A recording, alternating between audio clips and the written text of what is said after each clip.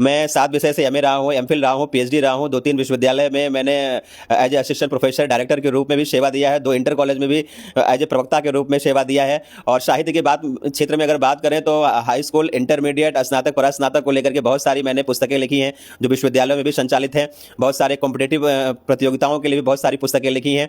और आपको जान करके हर्ष होगा, 2 मेरी ऐसी पुस्तकें भी हैं जो अंतर्राष्ट्रीय स्तर पर हैं। अभी भारत ऋषि ज्ञान इंसाइक्लोपीडिया लिखी है जिसमें भारत के 321 ऋषियों की बायोग्राफी है और प्राचीन काल से लेकर के आज तक के आधुनिक ऋषियों की पूरी बायोग्राफी है। उसमें भारत के 143 फेमस पर्सनालिटी जैसे भारत के राष्ट्रपति, प्रधानमंत्री और भारत रत्न ऐसे लोग हैं, उन पर भी बायोग्राफी लिखी है। और सचित्र पेंटिंग किया है मैंने उनके, जितने भी ऋषियों के बारे में, जितने महापुरुषों के बारे में लिखा है, तो उनकी पेंटिंग भी बनाई है और उनके बारे में लिखने का भी सौभाग्य प्राप्त हुआ। जो आज समाज उससे थोड़ा सा प्रेरित अगर हो रहा है तो ये मेरे लिए भी सौभाग्य का विषय है। आप पेंटिंग भी बना लेते हैं? पेंटिंग में बहुत सारे विश्व रिकॉर्ड भी है मेरे। आपको नॉलेज के लिए मैं बताऊं कि मैं हनुमान जी के चरण में एक छोटा सा कलाकार भी हूं। अयोध्या यूनिवर्सिटी के अंतर्गत मैंने 4-5 साल तक फाइन आर्ट्स में सेवाएं भी दी हैं और फाइन आर्ट्स में मेरे 11,000 पोर्ट्रेट बनाने का विश्व रिकॉर्ड रहा है।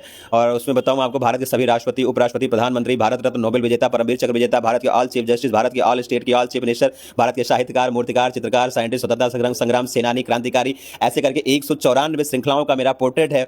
दूसरा विश्व रिकॉर्ड हुआ है संपूर्ण रामायण, संपूर्ण महाभारत, संपूर्ण कृष्ण लीला मैंने गेरू और चूने से एक पट पर चित्रांकन किया है। तीसरा विश्व रिकॉर्ड रहा है 4,500 मोनोक्रोम पेंटिंग, मतलब एक कलर से मैंने पूरा 4,500 पेंटिंग बनाया है।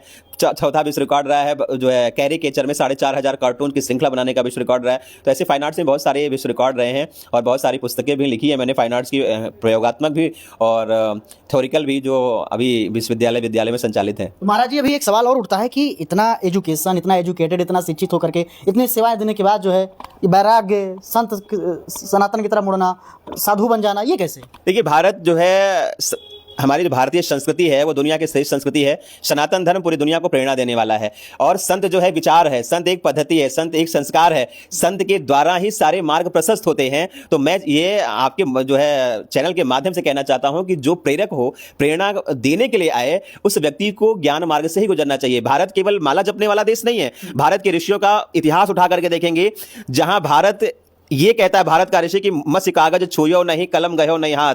कबीर दास जैसा व्यक्तित्व जो खुद कहते हैं कि मैंने अपने जीवन में कभी कागज और कलम नहीं छुआ है, उनके भी एक एक दोहे पर पूरी दुनिया रिसर्च करती है। ये भारत की स्पिरिचुअल ताकत है, ये भारत की आध्यात्मिक ताकत है, ये भारत की ज्ञान परंपरा थी। भारत ऐसे ही विश्वगुरु नहीं था। भारत के एक एक ऋषियों, जिन्हें आप मूढ़ कह देते हैं, उन्होंने स्वयं अपने लिए मूढ़ शब्द प्रयोग किया कि मैं पढ़ा लिखा नहीं हूं, और उनके दोहे, एक एक दोहे पर दुनिया रिसर्च करती हो। ये भारत इतना जो है हमारा प्रभावशाली था ज्ञान के क्षेत्र में, विज्ञान के क्षेत्र में।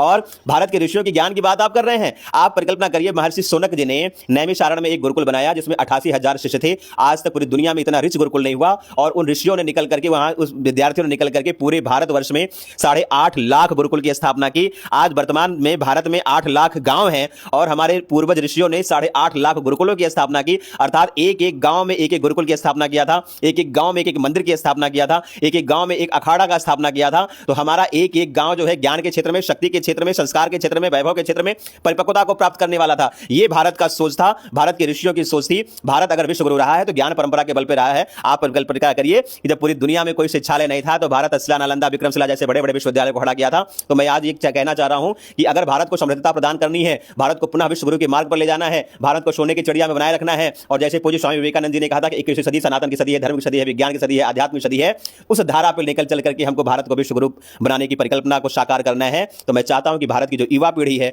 भारत की जो संतों की युवा पीढ़ी है, उन्हें नेतृत्व करने के लिए ज्ञान परंपरा के पदचिन्हों पर आकर के अपने ऋषियों की प्रेरणा पद्धति पर आगे चलने की आवश्यकता